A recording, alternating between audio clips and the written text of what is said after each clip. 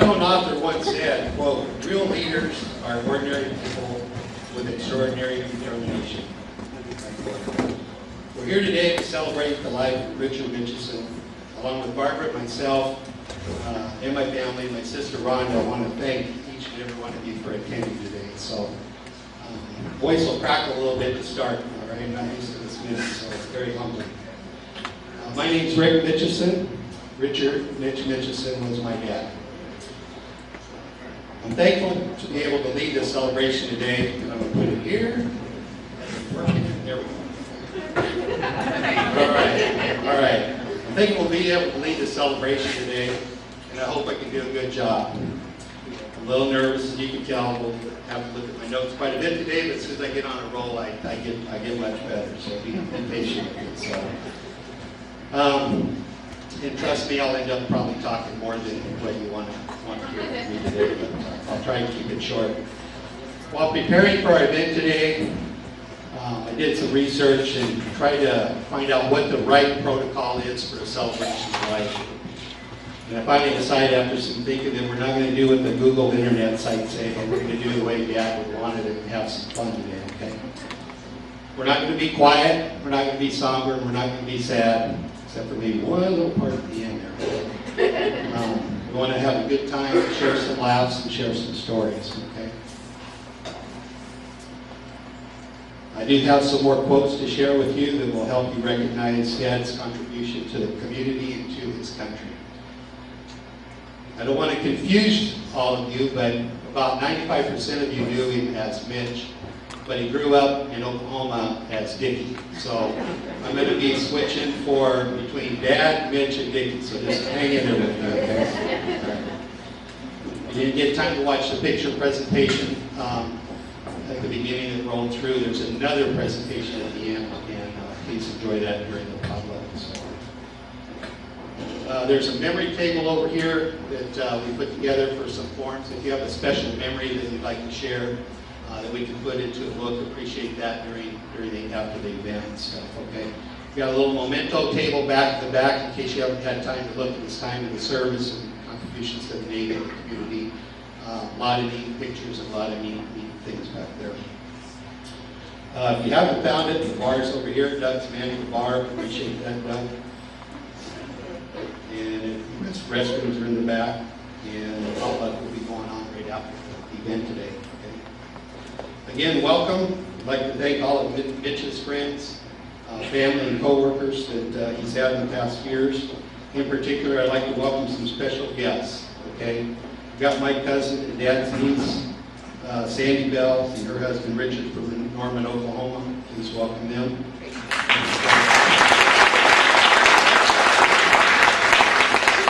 We've got Sandy and Richard's daughter, and Dad's great niece, Suzanne Lair from Tulsa, Oklahoma. And I've got my cousin and Dad's nephew, Mike Mitchison from Denver, Colorado.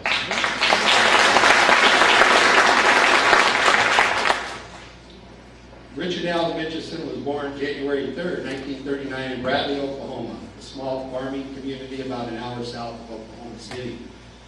The youngest of three children, he lived there with his parents, Van and Allie, sister Alta, and brother Geraldine. Now there was about you might have saw one of the pictures, there was about a 15-year difference between his oldest sister there, Alta, and my dad. Quite a gap. His dad was a farmer and also worked for the county road department. In addition to being a wife and a mother, Allie worked in the fields and kept up the household.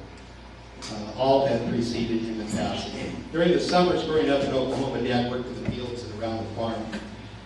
As a young man on his 17th birthday, the call to serve his country shouted, and he enlisted in the Navy, and off he went to serve. I can't imagine Mike leaving on your 17th birthday.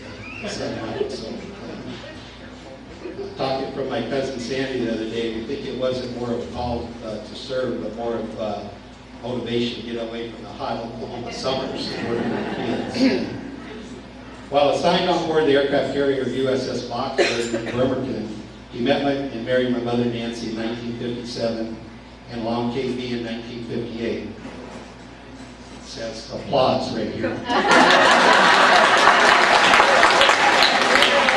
right, thank you.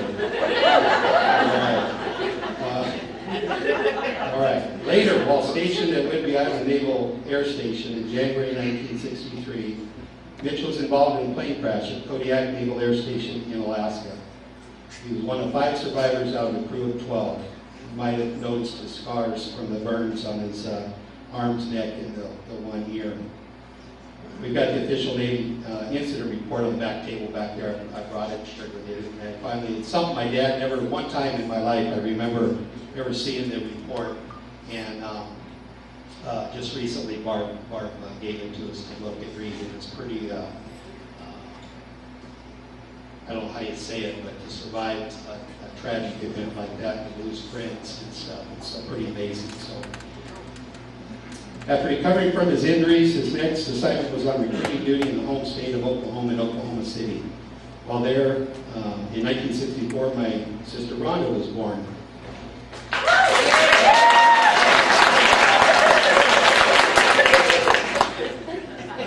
About as loud as mine. All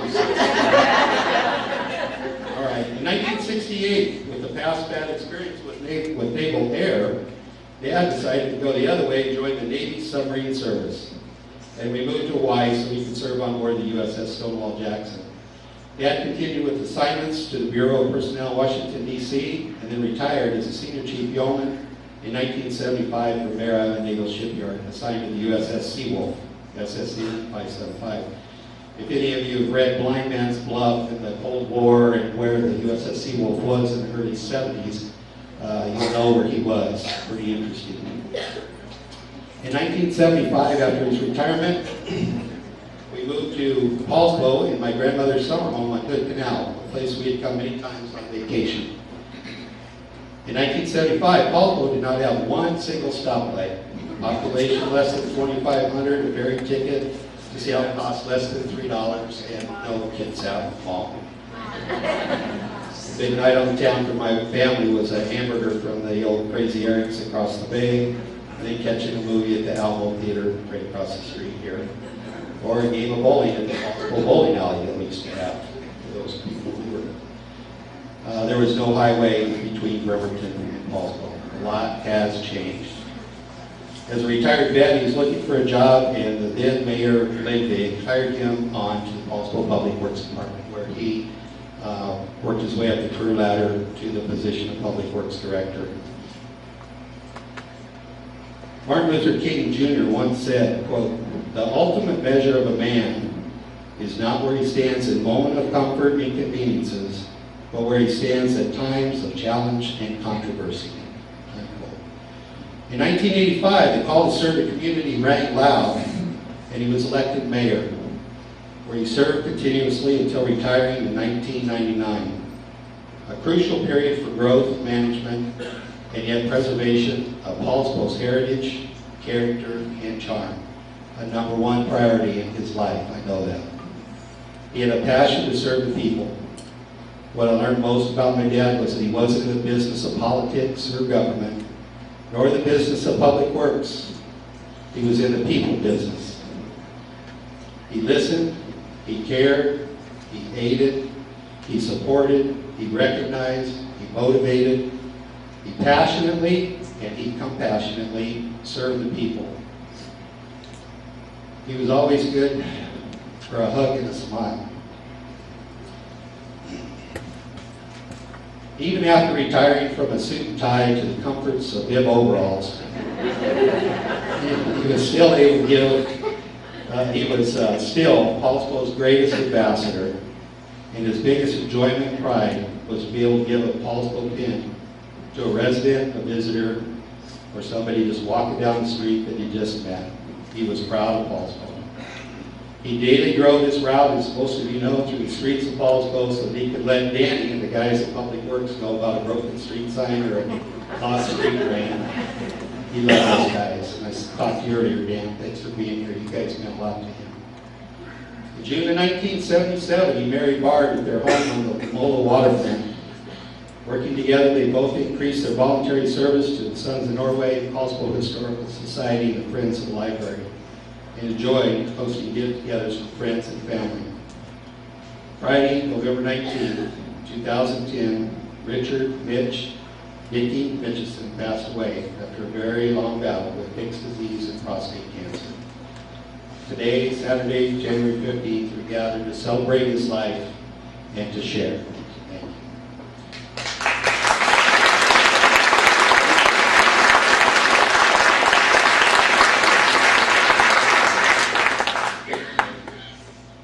Another unknown author once said, quote, "A great leader's courage to fulfill his vision comes from passion, not position." In every relationship, there's a level of love and support. During the last few years of my dad's life, there was an unbelievable, admiring strength shown by my dad's wife, Barbara. One that my sister and I were so thankful for. Her passion and love for Dad helped him so much these past few years.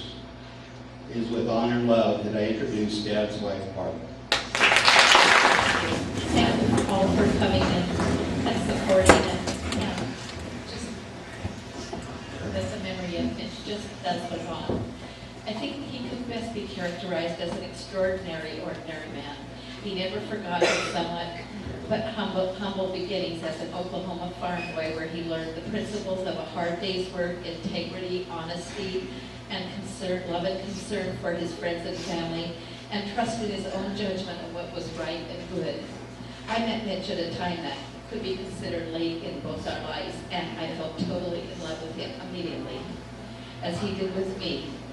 Our special bond was so strong and so intertwined because of the lives we had both lived. We worked together, and we had fun as well right from the beginning. We enjoyed the same things and held the same values. Some of our fondest times were spent at my family home, where we had the tea house, a place he always called the family room. We had campfires outside when the weather permitted, and sometimes when it didn't. And inside in the wood stove in the winter, entertaining dear friends many, many times. Those occasions will remain precious in my memory, as he was probably at his happiest and truly in his element. Indeed, how lucky I was when I met his daughter Rhonda, son Rick, and Rick's wife Denise. I learned very quickly what amazingly bright, kind, caring people they were. His grandchildren and their partners have been equally as remarkable, and I have continued to love and admire them all. They always brought us both immeasurable pride. I have been so blessed to have been loved by a man such as Mitch, and will remember him for all the good and kind things he did, not only for friends and family, but strangers and mere acquaintances as well. I was so lucky. We were all so lucky.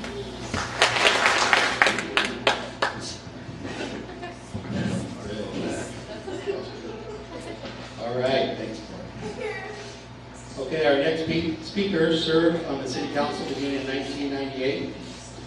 She took over for my dad when he retired in 1999. She grew up in Paulsco. I'd like to introduce Donna Jean Bruce. Thank you, Rick. You know, you're going to hear a lot of things about Mitch today. A lot of them are going to be repetitive. But do you know why? Because he was a great man.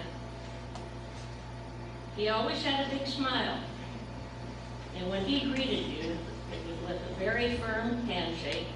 And if you were one of his friends, you got a big bear hug. And you know what? He had a knack for remembering names. That's something that a lot of us wish we had.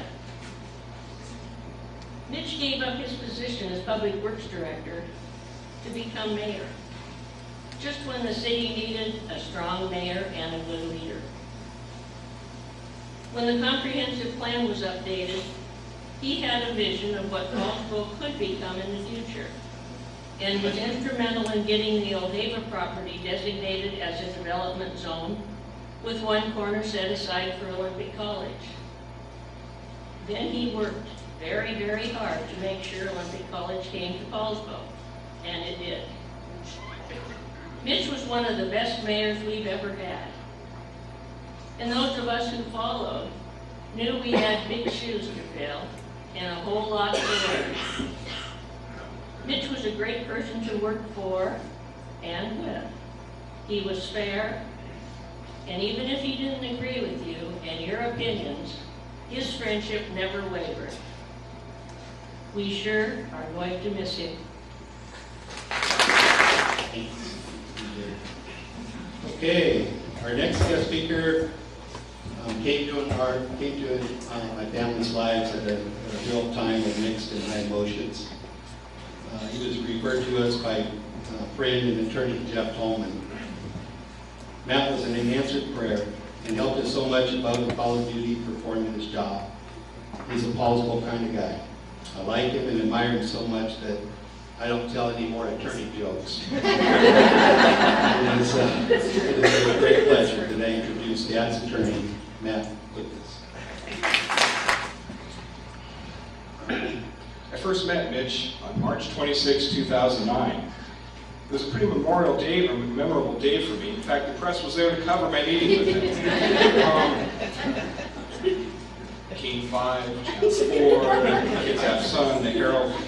They knew this was going to be a special friendship. Mitch was sitting there, and I had my suit on, and he had these green pajamas. But right away, I noticed something special about this guy. You know, Jeff Tolman's been a good friend of mine for a long time. He called me at home the night before and said, "Matt, my friend's in trouble. I need him to help you." When Jeff calls and says that, you help. And I went and met with the family the next morning, and then went down and met with him that day. And as I said, right away, this was something different. The jail staff. These guys aren't known for being the most warm, caring people. One of them pulled me aside and said, "I want to make sure that his wife has a meeting with him as soon as possible so that she can see him after hours." They never do that. I mean, I've been an attorney for 17 years. That's never happened. And I wondered, what is it about this guy that people want to go out of their way to help? And over time I learned, they all either were helped by him or knew someone was helped by him. That's how big his heart was. Everybody knew something about Mitch and wanted to step up and help him in his time of need. When we got him released from custody, he had a list of suggestions to improve the jail. That was his way. He looked at things and think, how can I make them better? One of the things while he was still in custody, he couldn't have visitors often, but as an attorney, I could always go by and see him. So before I got to know him, I felt a little sorry for him, so I just wanted to go by and visit. But after a while, I realized, I've got a great opportunity here. This is a very interesting person who I could learn so much from, and I enjoy it. I look forward to those visits. And we just go by, we wouldn't talk about the case, we just talk about stuff in general. But it was hard because I wanted to get to know him and find out the things special about him to help me help his case. One day I said, "You know, what's wrong with your arm? Is everything okay?" He said, "Actually, that's a burn." And he told me this incredible story about being in this plane crash. You know, I asked him earlier in the conversation, anything special, important about you? I said, "No, I mean, that's just the kind of guy he was." One of the stories that always lit up whenever he told me the story about the king's visit, from the king of Norway's visit. And my favorite part was that the king, I guess, was a smoker, and Mitch smoked at the time, and he couldn't be away from his security detail. The king and Mitch snuck off to have a smoke. There was no pretension with this guy. He lived by a pretty simple philosophy. Treat people as you would want to be treated.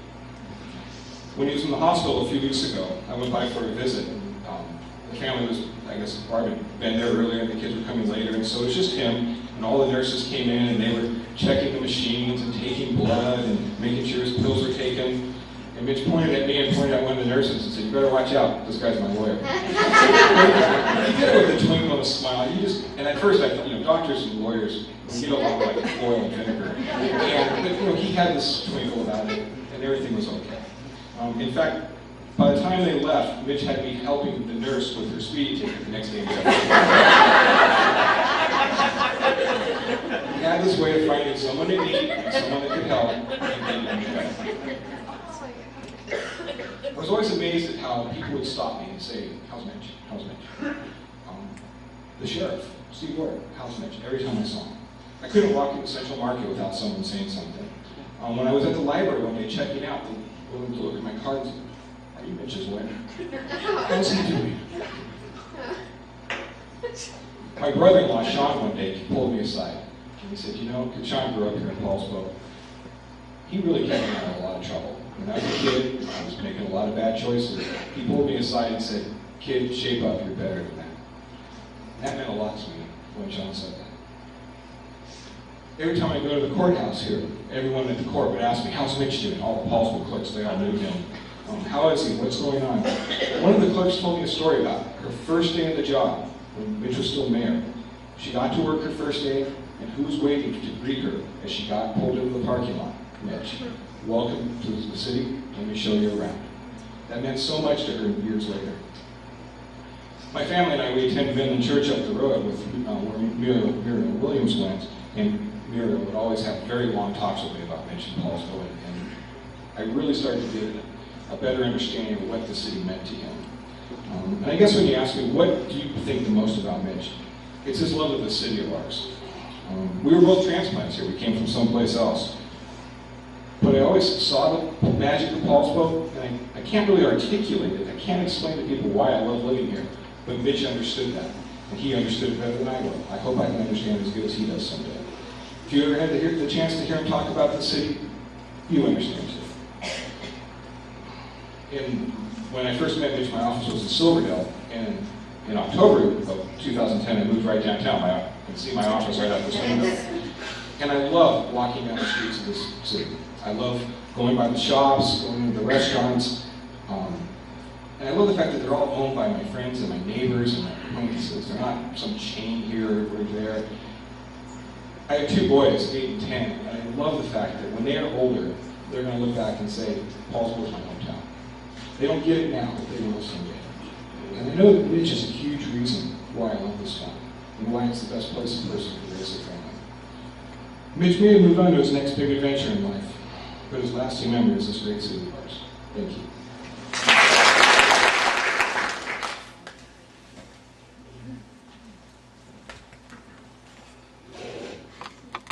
Okay, thank you, Matt. Our next guest speaker has also led a life of service to the community. He recently retired from the Paulsville City Council after 17 years of faithful, dedicated service. He followed in the footsteps of his father, Kurt, who also served on the city council and was an interim mayor. Somebody my father respected and spoke highly of many, many times. It is my pleasure to introduce Dale Rudolph.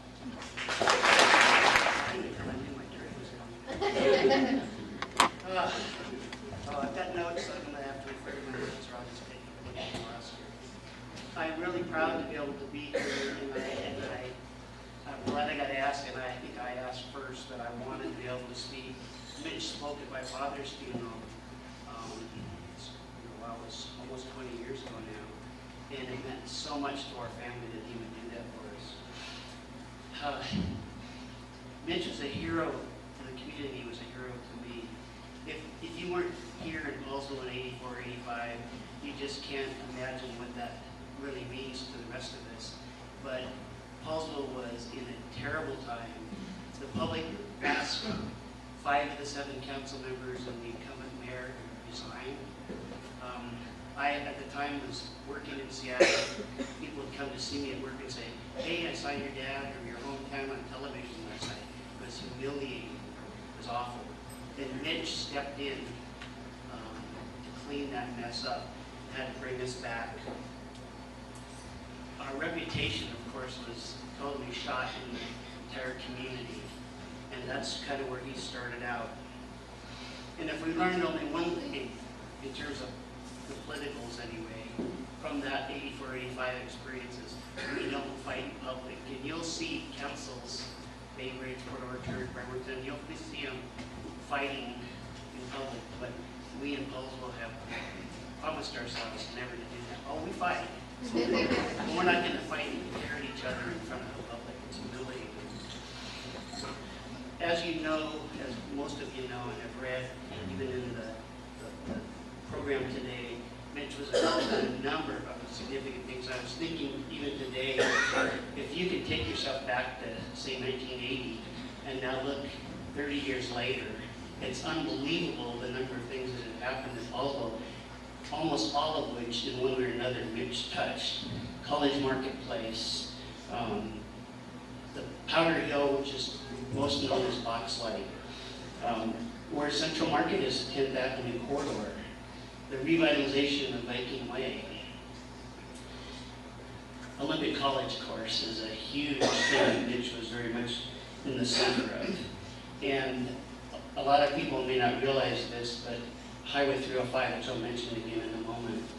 But that was inside Paulsville. Outside Paulsville, this humble man had a tremendous reputation with the Kitsap Regional Coordinating Council, which is primarily the county and the 4 cities, and with the Puget Sound Regional Council, which he actually chaired. Little old Paulsville's mayor chaired the 4 counties, King, Pierce, Snohomish, and Kitsap, and all those big shot politicians elected him to be chairman, and that's because of his teamwork personality, I would say. And that was clear back into the early 90s, and I believe that that work that he did, being involved in county-wide and region-wide, is why we got the umpteen $1 million to widen Highway 305, which was by far our biggest problem, traffic-wise or any other way, in the city when he laid the groundwork for that. I'm proud to say I was appointed by Mayor Mitch to the council in December of 1993, and my predecessor, Bob Burns, had died of a brain aneurysm during the election. He was elected posthumously, actually. And I think, although I did have some good career background to bring in, there's no question that Mitch saw me as an extension of my father, which is a pretty humbling thing I think Rick would understand to have happened to you. I think what I learned most from working with him, and we were together for about 5 years, was how he treated people. And every now and then, the city gets in conflict with people, developers or individuals. And Mitch always said, it's not to get even, it's not to pay him back, let's move forward. So he never went back and made somebody tear something down or took them to court. He always found a way to work it out and move forward. And I really, really think that any crisis situation, you can find something positive in it, and everybody gets something out of it. Just a few fond memories. Of course, DJ mentioned this earlier, his unbelievable gift for remembering people's names, which I so envy. At council meetings in particular, somebody would stand up during the public comment period. While they were walking up, he would read them by name. And I'd write their names, And sometimes it'd be somebody I'd known for 30 years. I couldn't remember their name. But he always could. That was almost a spooky gift. I think one of my very favorite memories was when the King of Norway was here, and seeing pictures like later of Earl Hansen and Mitch and King of Norway between them walking down the main street of Paulsville. The grin on Earl's face, the grin on Mitch's face. It was just thrilling to see him have that opportunity. Honestly, I don't know if Mitchison is Norwegian or not. Today it is. As somebody who grew up here as a not, we still learn to love Paulsville and its Norwegian heritage. And I just thought that was extra special that transplants, not just geographic, but all the ethnic, can come to love this place as their home. Honestly, I think that if you look back, and I am now involved in the storage site, if you look back over the 100 years of the history of Paulsville, and actually it's more than that, but that's the city, the town is like 130 years. I just honestly can't think of any individual other than the founders that has been more significant of an imprint on the city in a positive way than Mayor Mitch. And I'm just so glad to have an opportunity to work with him and know him personally, and Barbara and Rick. I hadn't met Rick before, but of course I know Barbara very well. So thank you for this opportunity.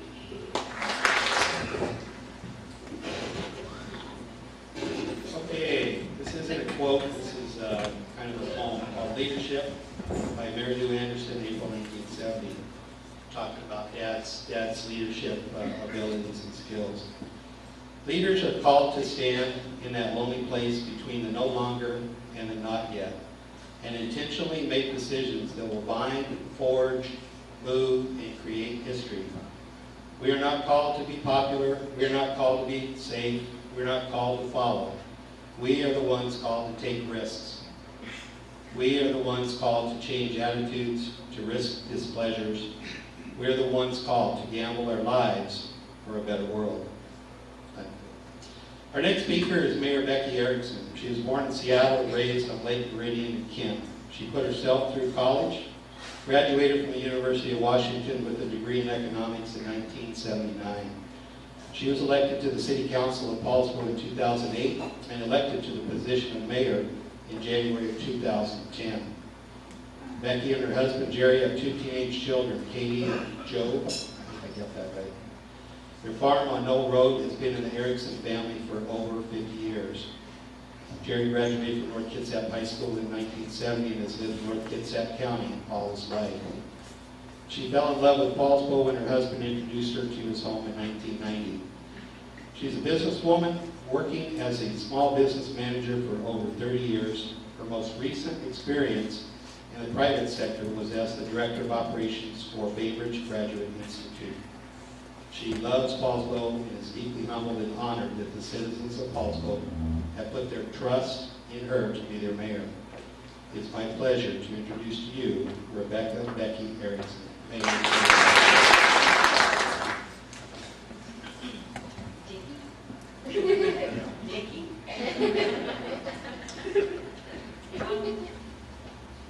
Today we're here to celebrate Mitch Mitchison. Mayor Mitch Mitchison. And I think the first thing I need to say is that frankly I'm a little humbled to be here because there are so many of you here that have knew Mitch far longer than I, decades. And your love is evident by all the faces that I see here today. So I met Mitch, actually the first time I met him, this is a true story, at the diner in Viking.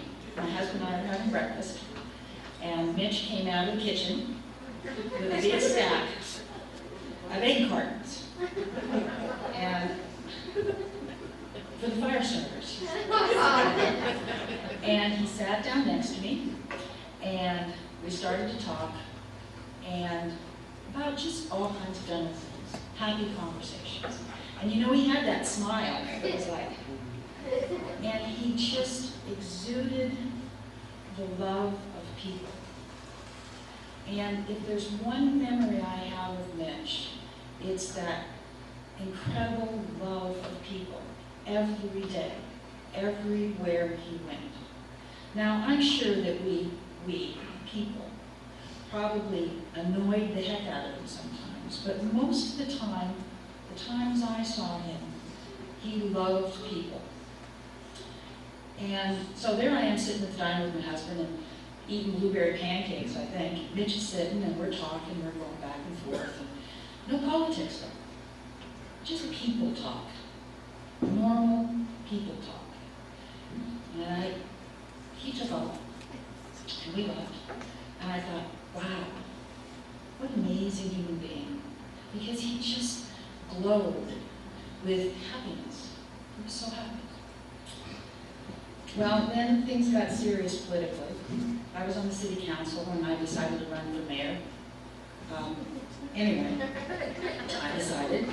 And I was dropping off some campaign signs down at your house. I don't think you were there, Barb. And Mitch came out of the workshop, picked up the signs, and that's when I met Mayor Mitch. And up until that point, the Mitch that I knew was this happy, jovial, fun-loving human being. But the Mitch that day was smiling, happy, but he had eyes of steel. And he looked at me, and we talked. And I instantaneously recognized that this was an interview. I was getting interviewed. Could this person be mayor? That's what he was thinking. I was looking at him and he was looking at me, and I thought, oh my heavens, what strength this man has. He's so strong. He has steel in him. And I thought, here's a man with this tremendous compassion, this tremendous love of people, and that he has that steel in him.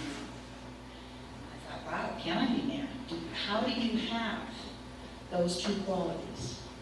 Because that's what Mitch was. That's what Mitch was to me. He was both. He could walk down Front Street, hand out pins, and be really happy, know everybody by name, loving everyone. And then he could call me up on the phone and say, what was that in the newspaper? What are you doing? And it was that combination of strength. This is the man that ran around in overalls and probably single-handedly, or almost, got the third runway, SeaTac Airport, when he was at PSRC. How do you do both of those things? Well, I don't know, but he did. And I miss him. I don't know how many times I've thought that I just wanted to pick up the phone and call him and say, what do you think about this? Or, can you believe this? Can you believe that they did this? But he's gone, and I can't do that. But I think the thing that I want to say in closing is that I love Mitch Clark. And he was a wonderful, amazing, larger-than-life human being. And we are all honored that we had an opportunity to know somebody like Mitch Mitchison. And on your tables today are pins. Mitch loved pins. Okay? He wanted to give pins to everybody, every day.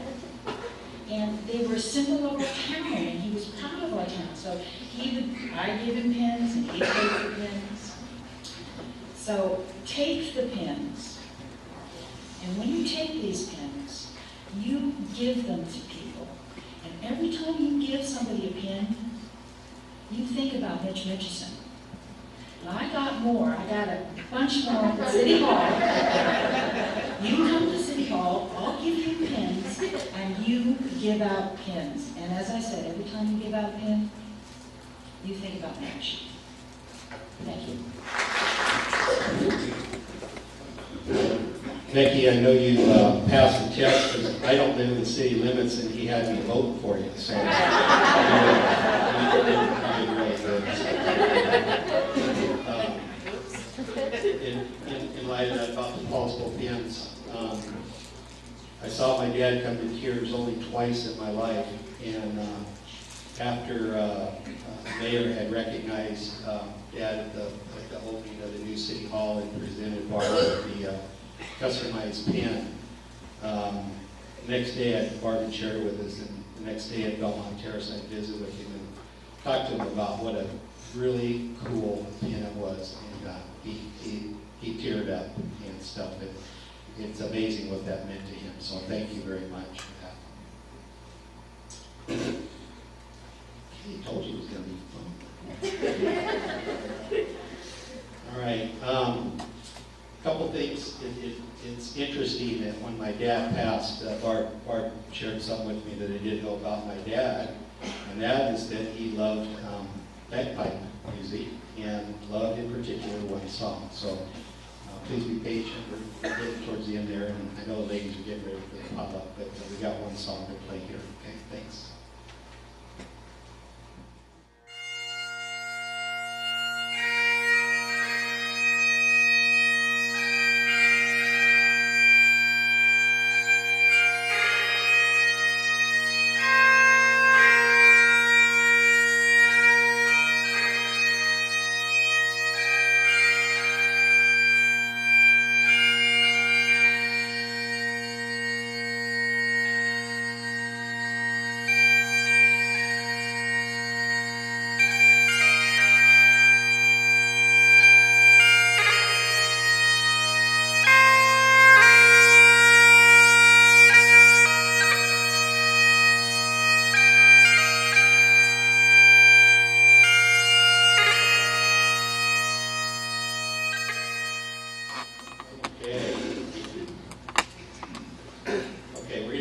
have public here shortly, but we got a few more things to say. I'm gonna open up the floor for just a couple of folks that wanted to speak. If anybody wants to say, keep it short.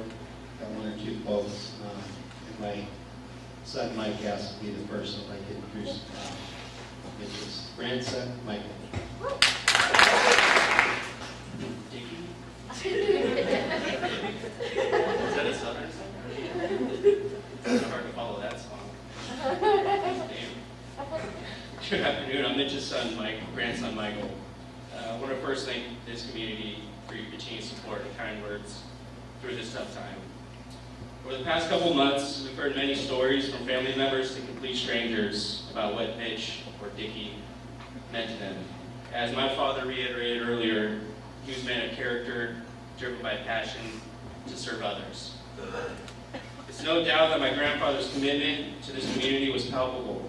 His service to our country and our community, and his dedication to our family and his fellow friends are values that I'm grateful to have been a part of, and to witness and to appreciate. Mitch understood the powerful friendship dynamic. His friendships meant everything to him, almost as much as his relationship with his family. On behalf of the Mitchison family, we are grateful to have been able to share him with you, or y'all as they say in Oklahoma. Y'all. I remember shredding through the halls of Pearson Elementary School, thinking, yep, my grandfather's mayor of this town. I get away with everything. Or when a bully at school would steal my juice box, I'd politely remind them that whose name is on the outskirts of Paulsville.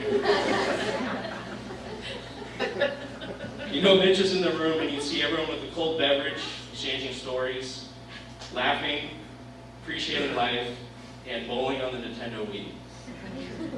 We were all accustomed to the question, I quote, did I tell you the story about fill in the blank?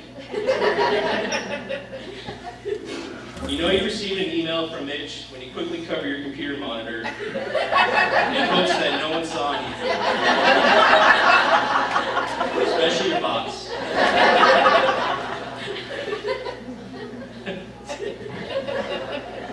Did you really remember names that well? That skipped 2 generations?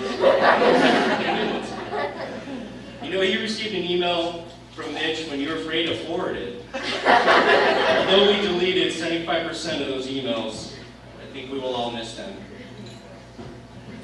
In conversations with my sisters, Jessica and Sarah, we will always remember the spine-crushing hugs you administered to us. The type of hugs where you embrace yourself in the standing fetal position and prepare for your 3rd and 4th vertebrae contraction. He's a chiropractor, right? I've heard some comments about his bib overalls. However, they serve many purposes. He kept a ready pile of menus from local restaurants. So if you ever needed to know the pizza special at Central Market, he was the man. I could have put that to good use in college. Also, if you ever needed a red or blue pen, not a pen, but a writing pen, he would strategically place red or blue pens in one of his 26 bib overall pockets, and they would subsequently be poked on your face after he administered a grueling hug. We also believe that Mitch, or Dickie, was the first grandparent to ever have a Facebook account. He was an innovator. His managerial and political philosophy was roll up your damn sleeves and find a solution. I see these characteristics in my father and at times in my own endeavors. I was fortunate enough to get a sneak peek of Mitch's tribute video, and although it was hard to watch, you were all probably wondering why the hell there was a picture of me, Mitch, and a monkey. To this day, my parents have yet to disclose the specifics of this arrangement. However, nevertheless, how many people can claim they have a picture with their grandfather holding a monkey that is bigger than their grandchild? He won the hearts of many and votes of thousands. He had a contagious personality and smile that one can only hope to mimic. And those brochures on your tables are proof. On parting note, Mitch was full of life. He spent his life serving our country, this city, and our family. There it is.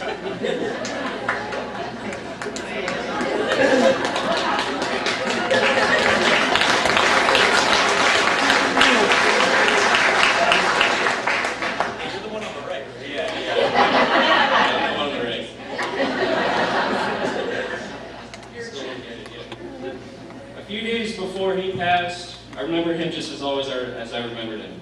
Caring, compassionate, and sharing his repertoire of jokes and stories. Despite his declining health, he made sure to point out how well the staff treated him, how much he missed his friends, and how much he wanted to go home to see Barb. I think we can all respect someone who at moments preceding his passing continue to point out the positive things in life. Here's to you, Mitch.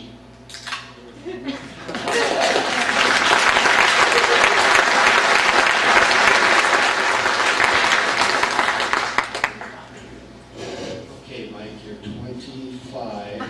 The champ in the U story was a coin flip, and we picked heads. I lose, a winner lose. Thank you. Okay, got one. If anybody, I know it's sometimes hard to speak. Actually, it's easy now to talk to all you guys. If there's one or two people, we'll keep it short. Anybody want to share some quick 1 minute story? If they're, please, which one? Good.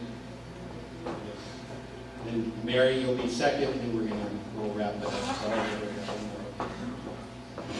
Hey, Barbara, I didn't think this was going to be so hard. For those who don't know me, I'm Donna Edjack, the publisher of the North Gate South Herald, and I met Mitch back in 1996. And there was only two people that stopped by my office every single day. It was Mitch and it was Muriel. I don't know if I can tell you which one stopped by more. I think it was Muriel because she always had something to say. But Mitch would stop by my office and he always wanted us to know, do you know that this business is opening up? Do you know what's going on here? And he wanted to let us know what was going on in City Hall. And then I think he wanted to grill us on what we knew that he didn't know. But even after he left office, Mitch continued to stop by my office at North Gate South Herald. We moved from 305 and then across the street and then over to the Paulsville Village. And Mitch continued to stop by my office and continued to tell me, do you know the new businesses that are opening up? And do you know who was doing what? Mitch knew it, as we all know. But Mitch taught me one thing about being a leader, and that's to listen to people and to get out there and to know who's out there and who's doing what. And I just want to tell you that you have a wonderful father and that he will be missed. Thank you for sharing him with us. I come to know Mitch Mitchison because he was married to my classmate, Barbara. And we last year celebrated our 50th class reunion. And I'm speaking to those who remember the Paulsville Creamery, Paulsville Lumber, High Speeds, Hagen's Auto Parts, and so on. And of course, the Quonset Hut. It was a great time. But more important, when Barb and Mitch would have us over to your house at our 5-year reunions up to our 50th, Mitch was the one that would come out in bib overalls and throw his arms around us because that's the kind of man he was. He loved us and all of you, young or old. Thank you.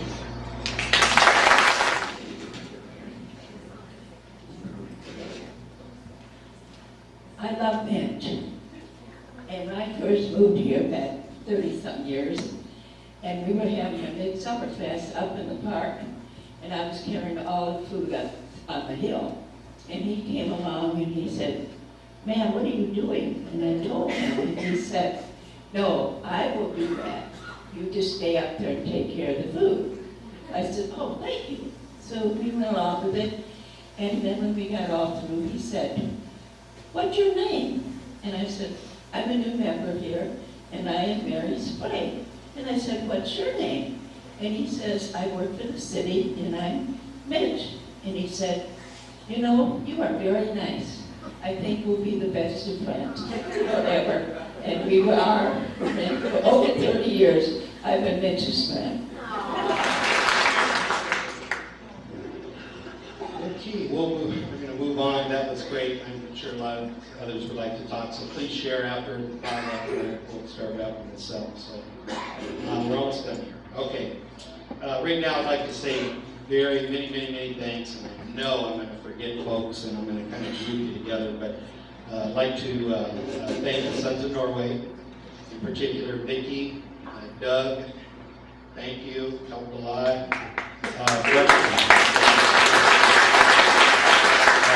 Vern and the Mary and her team of ladies that are getting ready to put the potluck together for us today. After we're all done, if you want to see an efficient machine process, watch these ladies set up for the potluck out there. So, all the speakers that spoke today, thank you very much for sharing. All the folks that attended today and brought items for the potluck. Sherry, White, raise your hand. Thank you for the little program that you put together for that.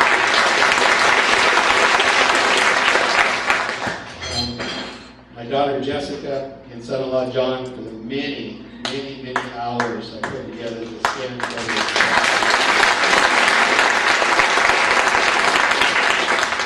my wife Denise, daughter Sarah, and son Mike for helping set up. Mark and John, appreciate that. My best friend Greg here is videotaping today so that I've got something to look back and see what I said tomorrow. And kids out there, I'd like to thank those also. Okay, now I'd like to introduce to you the Northwest Regional Military Honor Division.